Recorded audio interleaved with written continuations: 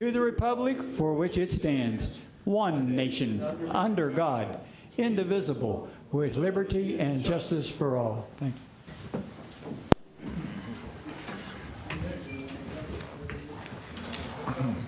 Good evening. We're down a commissioner this evening. Commissioner Valentine is in Annapolis tonight. With that, are there any additions or deletions to the agenda? No, sir. None. Is there a motion to approve the minutes from the February 11th business meeting? So moved. Second. All in favor? Aye. Aye. Item number 1, Mr. Diaz. It's Code Home Rule 1-16.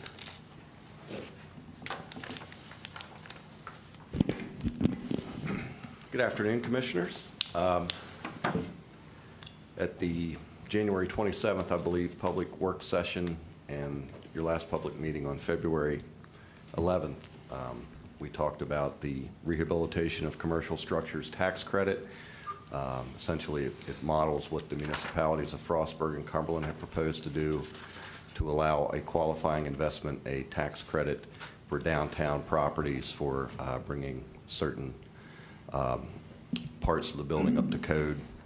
And with all that being said, tonight is the public hearing on the proposed Code Home Rule Bill 1-16 to adopt that tax credit for the county. So at this time, we will hold our public hearing and see if there's any comment on the proposed tax credit program.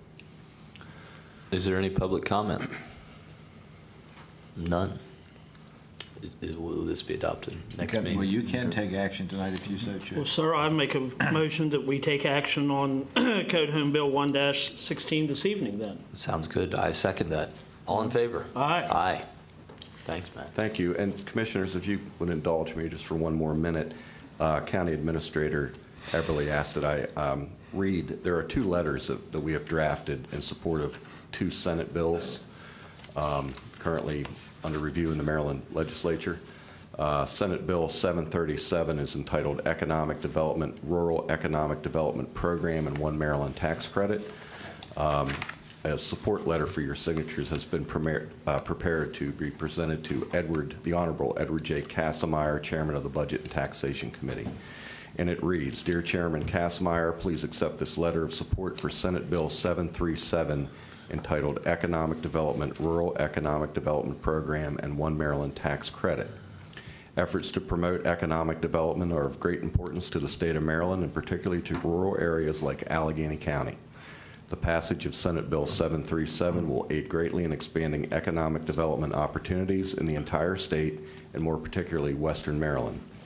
Thank you for your consideration, and should you require additional information, please do not hesitate to contact staff in the Allegany County Department of Economic and Community Development. Sincerely, the Board of Commissioners of Allegany County, Jacob C. Shade, President, Creed V. Brady, Jr., Commissioner, William R. Valentine, Commissioner, and a carbon copy to the Honorable George C. Edwards. And there is a second letter which reads almost verbatim for Senate Bill 738, which is essentially the same bill, but is expanded more broadly than just the rural areas of the county. So I guess with your permission, I will present this to Ms. Simpson so you can sign and That's perfect. Yeah, great. Okay. And Matt, something else that we're working on and going to be rolling out shortly is the county incentive program. And we saw that's a need that maybe the Department of Commerce isn't meeting for these small companies with high-paying jobs. Yeah, and certainly we're in the draft stage of that. We've had some discussions internally, and I think as we vet that just a little bit more internally, hopefully in the near future we'll be able to roll that out and present an opportunity to, again, I think it'd be kind of a companion piece to what we've adopted tonight to help with downtown revitalization. Yes. Absolutely. Thank you. Thank you. Item number 2 is our public health officer vacancy. Thank you, Commissioners. It is my pleasure to introduce to you and to the public our recommended nominee as County Health Officer for your authorization to send the nomination to the State Secretary of Health and Mental Hygiene, who will make the final appointment. Janelle Mayer is currently the, please come up, is currently the Director of Community Health in the Allegheny County Health Department. She was active, in fact, I believe, accurate to say, a leader in the recent accreditation effort at the Health Department. And I'm going to stop there and let her Speak. yes. Well, I just wanted to say thank you to the commissioners. It's really an honor to receive the nomination for health officer, and I'm excited to continue the good work of the Allegheny County Health Department. Very good. Great. You're certainly qualified beyond a doubt, and we look forward to working with you. Thank you, Commissioner. Thank you. Absolutely. So if I need to say the words, it is my recommendation that you adopt the motion to send that nomination forward. Thank you. I'll make the motion that we send Ms. Mayer's name down for consideration. Great. I'll second that. All in favor? Aye. There we go. Number 3 is our 56th annual Alhambra Catholic Invitational Tournament. Mr. Carter.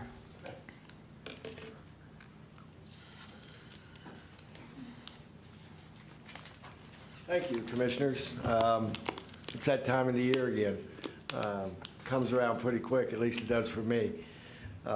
It is the 56th ACIT, March 10th, 11th, and 12th. And I always, as always, want to thank you for your support. There's just certain things that we couldn't do if we didn't have your support. Again, this year we have some tremendous teams and some tremendous players for everyone in the community to come out and see. Currently, there are 2 teams in the top 25 in the nation. One of them is 9th, which will probably move up after the win that they had this week. We have 2, for the first time in a long time, 2 McDonald's All-Americans. And when you get to be a McDonald's All-American, that's about as high as you can go in high school basketball. So very excited about that. For those of you who are Maryland fans, St. John's point guard will be the future point guard at University of Maryland. If Mello does what I think and everyone else thinks he may do this year and move on, the point guard of the future will be at the ACITs to come and see. We have the number 12 junior in the country and the number 15 sophomore in the country. So the talent that we're bringing in is as good as we've ever brought. We don't raise ticket prices, so it's a pretty cheap evening to go up there and watch 4 basketball games of this caliber for $8 a night if you're an adult and $6 for a student. What I'm very excited about this year is in the past we've always had a tip-off dinner on Wednesday evenings. Well, because of the difficulty getting those teams in and with the amount of school that they have missed, what we have done this year is we've moved it. Instead of having a dinner, we're having a luncheon on Friday. The best part of that is that we are having that luncheon at the Allegany Museum. So we are going to be able to give a little history lesson to all the teams coming in that to see what Allegheny County and City of Cumberland is all about. It's when you walk through there, it's an amazing building, and to see what's in there. So it's a great chance for us to showcase something, and we're very excited about that. So again, I thank you for what you do for us and appreciate all the support. Yes, sir. Mr. Carter, how long have you been involved with the Alhambra tournament? I've been in charge of it for 13 years. I've been a part of it for probably 40. Oh, wow. Helping. I got to play in it. I got to coach in it. So there's not a whole lot of us out there that have had that opportunity. But to be in charge, this is my 13th year. I knew you had a long connection there, so. Well, the community thanks you, Absolutely. your organization and Frostburg State for just putting on a great great tournament. Well, we appreciate it, and like I say, if we can get everyone up there and the weather is good, I'm very excited about what people are going to get a chance to see. Great. Thank you. Thank you. Is there a motion to allocate? So moved. I'll make the motion to allocate funds for the Alhambra tournament. There we go. I'll second that. All in favor? Aye. Thank you. And thank you, Mr. Carter. I know we'll see you several times before this time next year because you're always in here with a state-winning team of some kind. So, Some kind, and I hope we can continue to do that also. I like coming in here. yes, sir. We like having you. So, thank you. Item number 4 is our Cumberland Area Metropolitan Planning Organization. Sierra.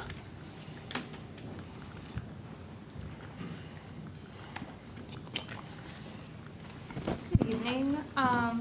So the Cumberland Area Metropolitan Planning Organization has developed a draft long-range transportation plan. It's a big picture transportation plan that looks at the planning, like a 25-year planning period. So we're looking out to like 2035.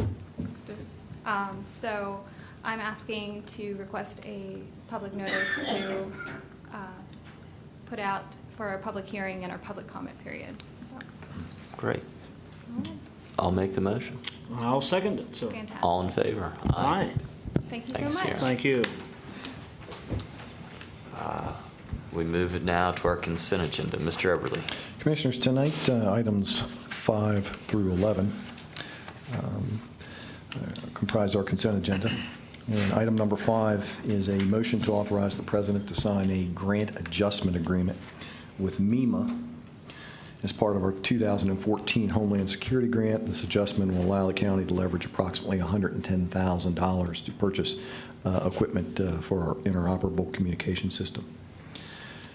Item 6 is a motion to authorize a contract with GHD of Bowie, Maryland, in the amount of $17,000. This is a contract to complete an analysis of our sewage pumping station serving the North Branch Industrial Park and the Mexico Farms area.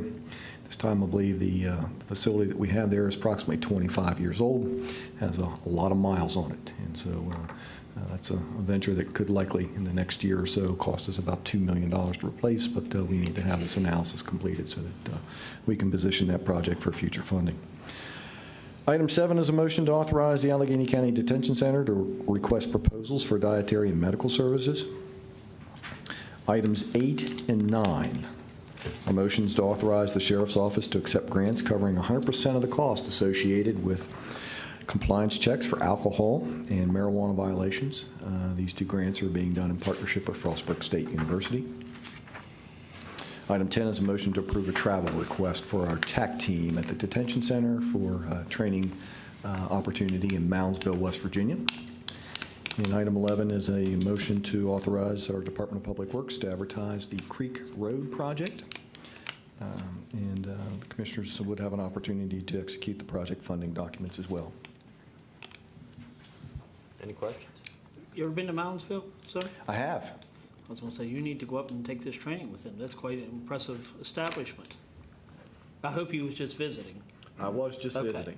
Okay. I'll make a motion we accept the consent agenda, sir. Second. All right. All in favor? Aye. Thank you all. Mr. Rudd. I have nothing. Great. Mr. Eberly. Commissioners, I have 2 letters related to the same subject. Once again, I believe this is the 8th year in a row we're being requested to send a letter in opposition of a piece of legislation that the General Assembly is considering to lift the Tier 1 tax credit from the Luke Mill. And if you want, I can read this into the record, or we can dispense with this, however your Please read preference. it. All righty. One letter will be sent to the Honorable Derek Davis, Chair of the House Economic Matters Committee, and the companion letter is being sent to the Honorable Thomas Middleton, who is the Chair of the Senate Finance Committee. Dear Chairman Middleton, on behalf of the citizens of Allegany County, we are requesting that you and the members of your committee oppose Senate Bill 867, titled the Renewable Energy Portfolio Standard Qualifying Biomass. This legislation will result in a negative impact to the Verso paper mill in Luke, Maryland, by excluding the Luke mill's biomass as a Tier 1 renewable energy source. The Luke mill has been a responsible corporate citizen in Maryland since 1888. As a major employer and one of only a few remaining manufacturers in Western Maryland, the Luke mill provides good-paying jobs to nearly 800 employees. In addition, the Luke mill indirectly employs thousands of other individuals who provide the necessary raw materials and support services for the paper-making process. As you are aware, the Luke mill was certified by the Maryland Public Service Commission as a renewable energy facility for the Maryland Renewable Portfolio Standard in 2005. This certification was based on the acceptance of the Luke mill's biomass as a qualified Tier 1 renewable energy source, which allows the mill to generate Tier 1 renewable energy credits. The sale of these credits is an important revenue stream for the Luke mill. Enactment of this legislation will create a financial hardship for an industry which has already been severely impacted by a weak economy and a steady decline in paper usage. Our county and the entire tri-state area can ill afford to jeopardize the viability of a business that provides an estimated $200 million annually in economic impact in our region. On behalf of Allegany County and the thousands of individuals who are directly and or indirectly employed by the Luke mill, we urge you as our Maryland leaders to seriously consider the long-term negative consequences that this legislation would have on the mill and other industries which provide good-paying jobs before passing this legislation. Therefore, we respectfully request you render an unfavorable report on Senate Bill 867. Sincerely, the Board of Commissioners of Allegany County. Thank you, Mr. Chairman.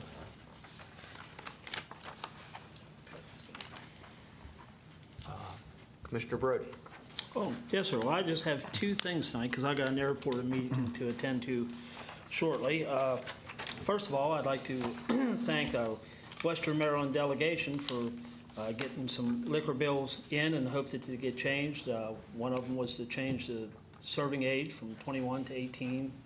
The next one was to allow service before 1 o'clock, move it down to 11. And the third one, the important one, sir, I think was to allow the package goods stores to sell on Sunday because we're trying to be competitive with the other counties around us. So I'm most certainly glad they did that. So thanks to all three delegates and the senator. And thank you, sir, because I know that you did a lot of legwork on that. And several of the small businesses approached in the last 2 weeks and said it might be the difference between them staying afloat and going under. So It's long overdue. thank you very much for that. The second thing, and I'm not going to speak very much on this because I know that it's that you will, is congratulations to the board on their bids. I think it looks very good now. But I would like to ask you, sir, if you would consider calling over to the president of the BOE, Mr. Root, and ask him if there's any way that we could help or could. I know we want to help some more, but I'd like to see us be able to fund a project manager for over there to help out because we have a great staff on board here at the third floor. And I'd like to be able to send Paul over there, but I know that we can't because we dump everything we can on him now. But I would like for maybe. Well, that's really important because I don't think the bids included any contingency funds in them. So, Right. so we're going to have to be really tight on the construction costs. And if they would consider letting us at least help with that a little bit, I would appreciate it, sir. So if you're in agreement, if you could reach out to Absolutely, I'll do that. And part of the bid was $274,000 for topsoil. Soil, yeah. And that's something that the county's going to provide along with some other athletic field stuff, and that's our contribution in kind. You know, when Mountain Ridge was done, I know we had a big hand in that, but at that time we had a lot more staff on the third floor where we could free up where the attrition in the last few years we've really trimmed down. So I know as much as Paul or Adam or one of them would like to be able to go over and stay on site, it can't be done. happen. But we can pick their brain if with something. So Right. thank you, sir. Thank you, I appreciate it. That's all I have. Well, great. I will reach out to that. And obviously, the biggest issue that we're facing this week and moving forward is Allegany High School and making sure that gets constructed and is open in fall 2018. You know, we're in quite a different situation than we were in September when we had $36 million in funding and the bids came back at $60 million. everyone kind of looked around and said we have to get down to work and see what we can do to close that gap, because that was, that was crazy that we had a $24 million gap and no one saw it coming. Since then, the county's put in $4 million. The state's says they're going to contribute another 13, so we're up to 48.9 million.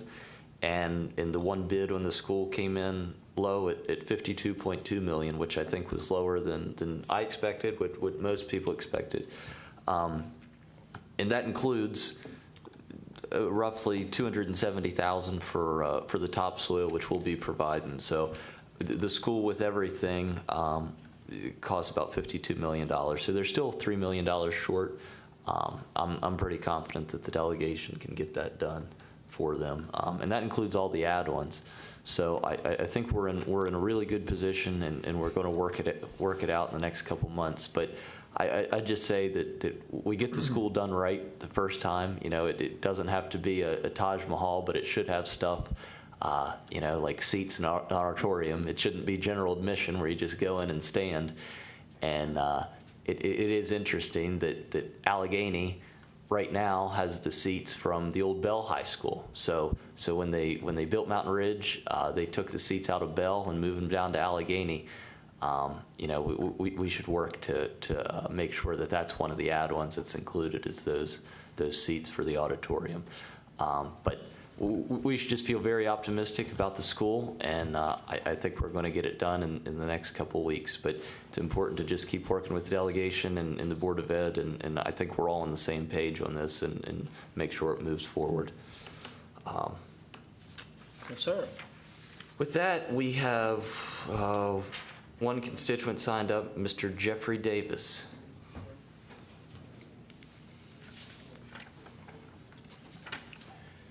Hello, my name is Jeffrey Davis, and I live in Swanton, Maryland.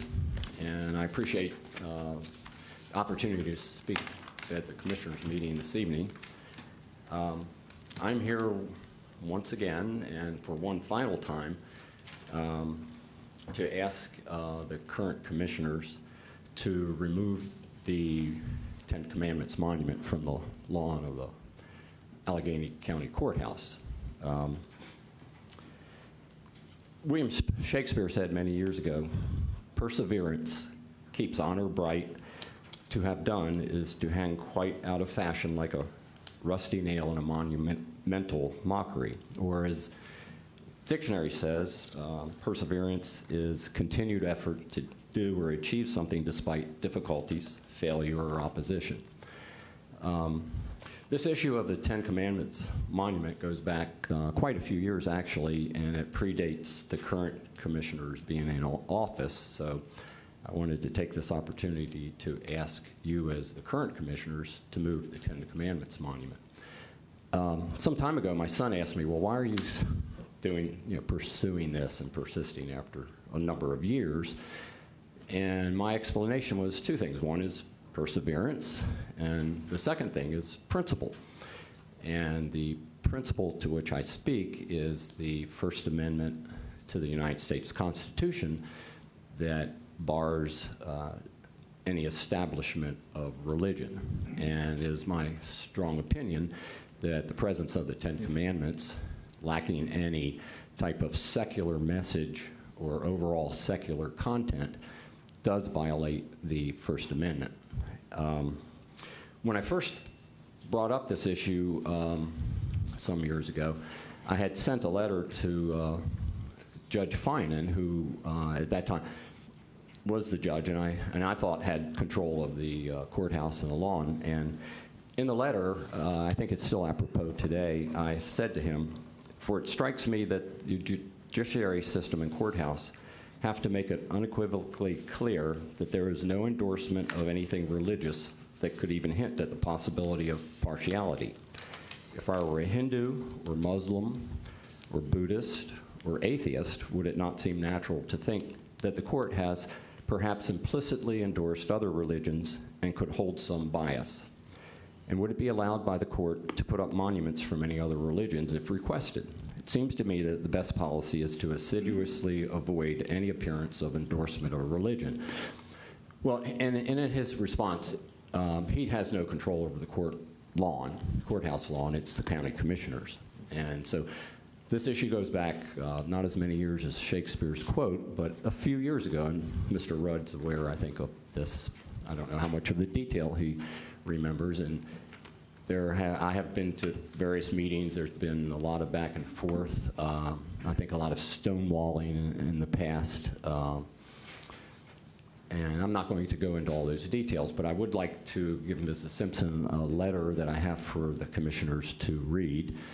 And it goes into all these past issues. But since you all are new, I think it's fair to ask you to look at this issue and to give me an answer. I will say that I think 30 days is sufficient time. In the past, when I've contacted commissioners or the attorney staff, I've often not gotten any responses without repeated requests. So, but I would say that if I don't hear anything and we can't get a satisfactory resolution, I am prepared to file for an injunction in federal court at that time. So I would like to leave this for your perusal, and hopefully I can hear from you in the near future. Thanks again. Well, Mr. Davis, I'll give you an answer tonight that I'm not for removing it, and I guess we just disagree what violates the First Amendment, because I don't think that does. I don't think that having a statue of George Washington on the courthouse grounds violates any First Amendment, even though you could say, he was a slave owner, and that's implicitly endorsing slavery, and we have the Ten Commandments, that's endorsing Christianity, and you can't get a fair shake. I'm not seeing it, and I don't think the courts see it that way either. Well, I would disagree. I think there have been a number. That's fine. Right. There's a number of court cases, and as you're probably, I don't know if you're aware, they've had many court cases over the Ten Commandments, and they split hairs on various things. But I think the overall message that I can read from court decisions is that the content has to convey an overall secular message, and I don't think the Ten Commandments meets that rule. So, I mean, if your answer is no, if all the commissioners' answer is no, then I accept that, and I'm ready at this point to, I have a, I don't know what you would call it, a document or whatever to file. Okay. So I agree with the president, Mr. Davis. So. Okay. Well, then I guess at this point, if it's both of you. It's 2 out of 3. Well, that saves time, and I'll just go ahead and go forward with the request for the injunction from federal court. And I thank you for your time. Thank you. Do you want the letter or not? Yes, we'll leave it. Leave it, please. Okay. Thank you. No one else signed up? No one else signed up. Danny, I got. If I have to walk out on you, Danny, it's not imperfect. I can't sit here and keep my mouth shut. Okay. Address to Mr. Davis. The secular message. Danny, you will need to come to the microphone if you wouldn't mind, please. Name and address, Danny, for the record. Dan Williams, Mount Savage. The secular message that I have received for as long as I can remember Grandma smacking me and telling me about it. Here is 2 tablets. Here are 10 rules. The secular message that was conveyed to me was, obey these 10 rules or your butt burns. In an organization that some of us belong to, one of the first questions asked was at a time where imminent peril of danger to your health or imminent peril to your well-being, in whom do you put your trust? Thank you. Thank you, sir. Thank you, Mr. Williams. I have to go, so Mr. Wilmot. Okay. Maybe save it for next time. Can you? I got saved tonight for Mr. Davis. Do you want to talk to him after the meeting, maybe? Is that all right? Okay. Our next public business meeting, Commissioner Brody has to go. Next public business meeting is Thursday, March 10th, 5 o'clock. Our budgeting process begins Thursday, March 10th at 1 p.m. here in room 100. Meeting's adjourned. Thank you. Thank you. That's my wife's birthday. Oh. Pretty quick for that night, too.